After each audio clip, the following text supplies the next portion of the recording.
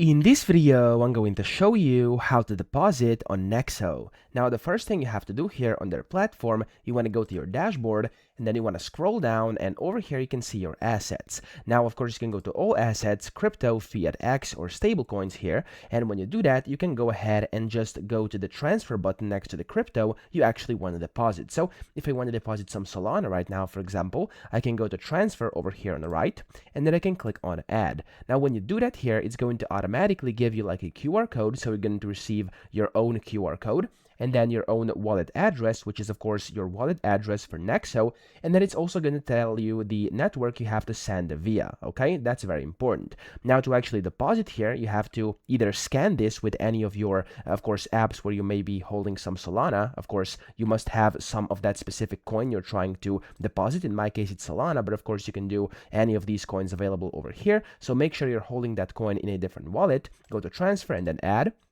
And then here you can scan this with like Binance or Coinbase or whatever you're using, or you could just go ahead and copy this and go into one of your wallets and then send some crypto from there into your wallet over here on Nexo. So to do this, I'm going to use the Phantom wallet over here just for this example, where as you can see, I'm holding a bit of Solana. And then all you have to do there on that wallet, you want to go to the send section. And then in there, you want to select what you want to send. So as you can see here, I'm sending Solana to my Nexo wallet. You want to click on Solana there. And then you're going to basically have to type in recipient Solana address, which for me is this address over here. So I've copied it already. I can just paste it in here like that. There we go. And then here you can select how much you actually want. So as you can see right now, it says that it doesn't appear in my recent transaction history. No biggie, because that's the first time I'm doing this.